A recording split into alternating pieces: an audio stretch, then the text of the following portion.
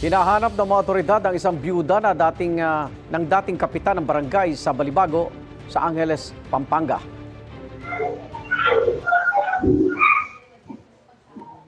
Sa pagsusuri sa CCTV sa bahay ni Maria Teresa Mamak, narinig ang tila isang sigaw alas 7:30 ng gabi noong February 12.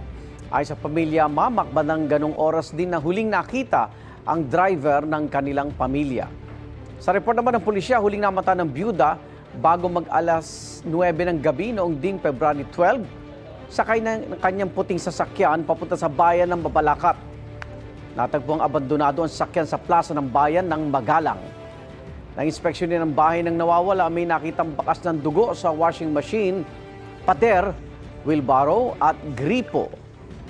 May 200,000 pesos sa pabuya si Pampanga 1st District Representative Carmelo Lazatin Jr. sa makapagtuturo kung nasaan si Mamak. Igan, mauna ka sa mga balita, mag-subscribe na sa GMA Integrated News sa YouTube para sa iba't ibang ulat sa ating bansa.